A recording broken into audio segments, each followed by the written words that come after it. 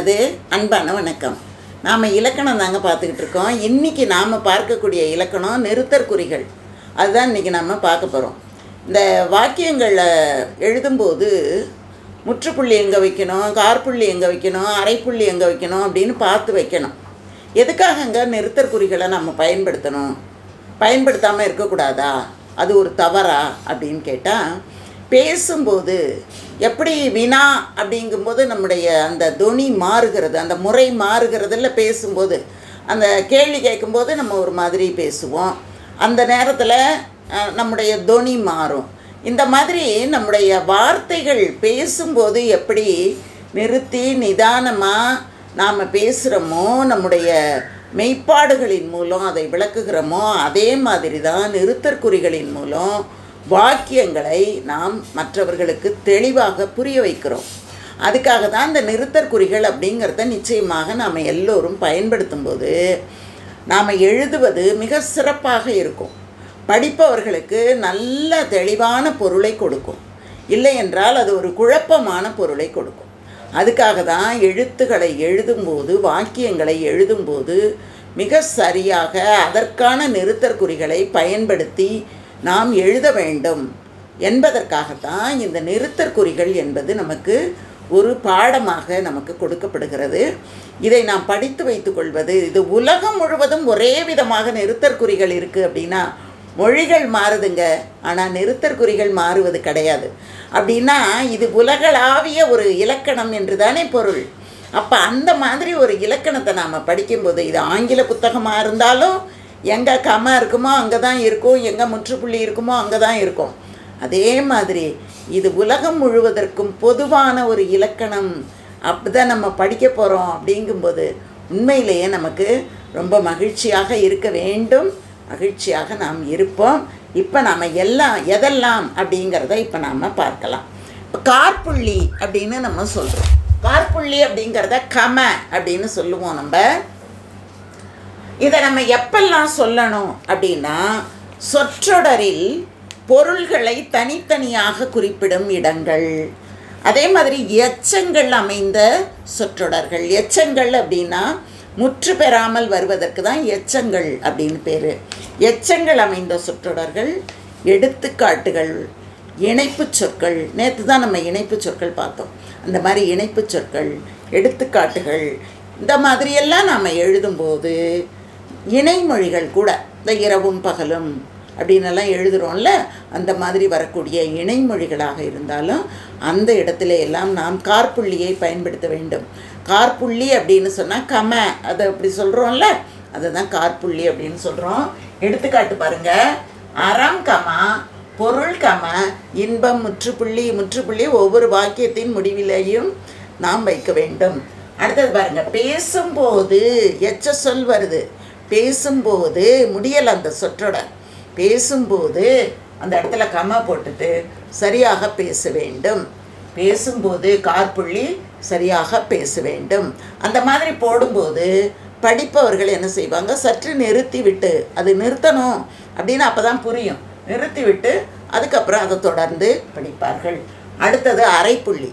அரைப்புள்ளி எப்படி இருக்குன்னா, ஒரு புள்ளியும் அதுக்கும் கீழே ஒரு கமாவும் வரும். இது எப்போ வரும் அப்படின்னா, தொடர்நிலைகளாக வாக்கியங்கள் அமையும் போது, அதாவது வாக்கியங்கள் முற்று பெறாது, தொடர்நிலைகளாக வரும். இப்போ உதாரணம் பாருங்கள்.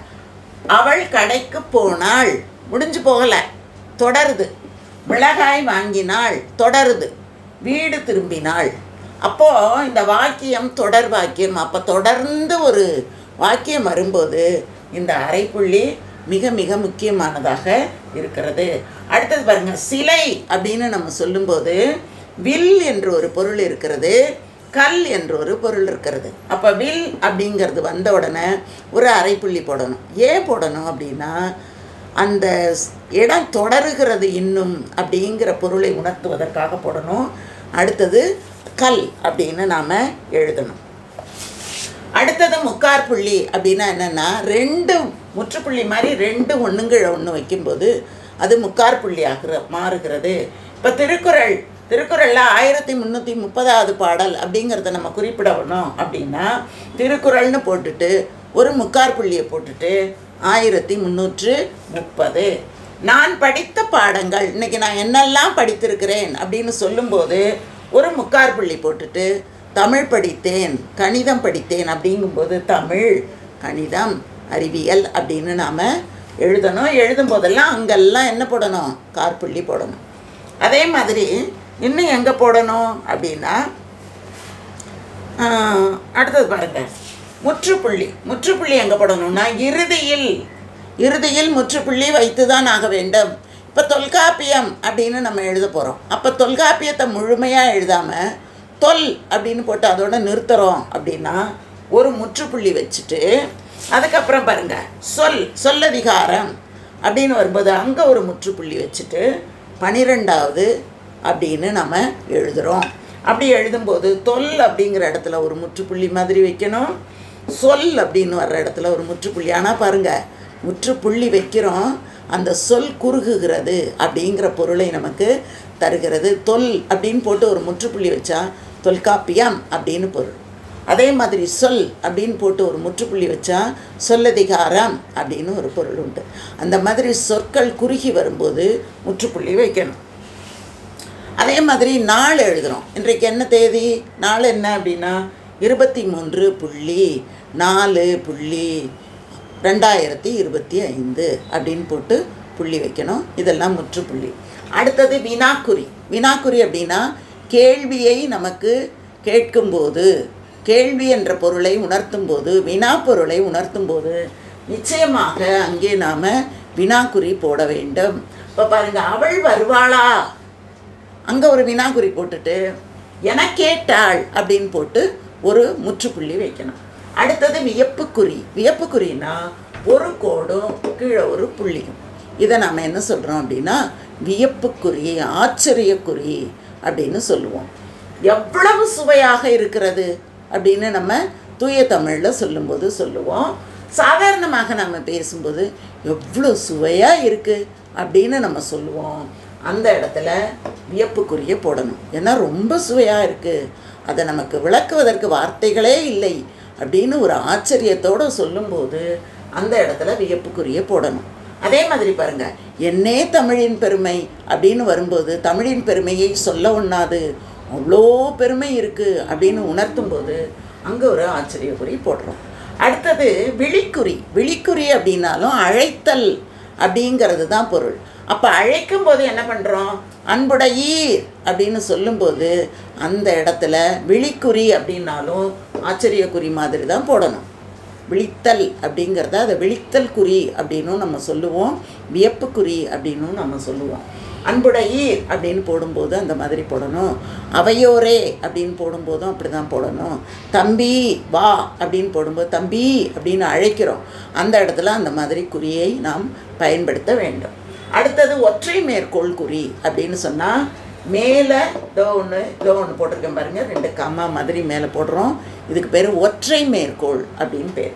இந்த ஒற்றை மேற்கோளை எங்கே எழுதணும் அப்படின்னா ஆஹா என்று புகழ்ந்தான் அப்படின்னு சொல்லும்போது நம்ம என்ன பண்ணுறோம்? இந்த ஆஹா அப்படின்னு வருது பார்த்திங்களா, அந்த இடத்துல ஒற்றை மேற்கோளை நாம் பயன்படுத்த வேண்டும். அதாவது ஒரு எழுத்தோ ஒரு சொல்லோ ஒரு வாக்கியமோ தன்னை குறிக்கும் இடம் அந்த மாதிரி வரும்போது நாம் ஒற்றை மேற்கோள் போட்டு எழுதுதல் வேண்டும். இந்த இடத்துல பாருங்கள், வள்ளுவம் கூறியது அப்படின்னு சொல்லும்போதும் நம்ம மேலே ஒற்றை மேற்கோள் போட்டு எழுதுகிறோம். அதன் பிறகு இரட்டை மேற்கோள் எங்கெல்லாம் போடணும் அப்படின்னா, யாராவது பேசுகிறார்கள் கூற்று அப்படின்னு சொல்லுவோம், அயர்கூற்று, நேர்கூற்று, அந்த மாதிரி அந்த கூற்று அந்த பேச்சு வருது பார்த்திங்களா, அந்த பேச்சை நாம் என்ன பண்ணணும்? இரட்டை மேற்கோளில் போடணும். திருவள்ளுவர் கூறினார் அப்படின்னு சொல்லும்போது அந்த இடத்துல என்ன பண்ணுறோம்? திருவள்ளுவர் திருக்குறளை நன்றாக படியுங்கள் என்று ஆசிரியர் கூறினார் அப்படின்னு வரும்போது திருக்குறளை நன்றாக படியுங்கள் வரைக்கும் இரட்டை மேற்கோள் போடணும். அது தொடக்கத்திலேருந்து முடிகிற வரைக்கும் போடணும். அதுக்கப்புறம் சாய்வுக்குறி அப்படின்னா ஒரு கோடு, குறுக்கு கோடாக ஒரு கோடு போடுறோம். இது எதுக்காக போடுறோம் அப்படின்னா இது இல்லைன்னா அது அப்படிங்கிறத உணர்த்துவதற்காக ஒரு சாய்வுக்குறி போடுறோம்.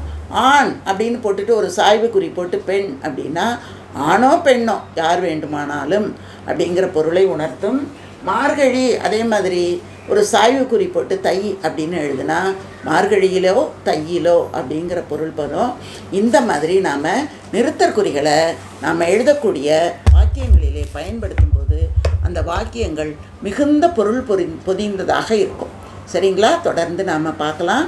சப்ஸ்கிரைப் பண்ணி வைங்க. உங்களுக்கு இவை அனைத்துமே எப்போதும் பேசுவதற்கும் பயன்படும், எழுதுவதற்கும் பயன்படும். உலகம் முழுவதும் இருக்கக்கூடிய ஒரே மொழியாக இந்த நிறுத்தற்குறியை படிக்கும்போது நமக்கு ஒரு பெருமையும் ஏற்படும். சரிங்களா? நன்றி, வணக்கம், வாழ்க வளமுடன்.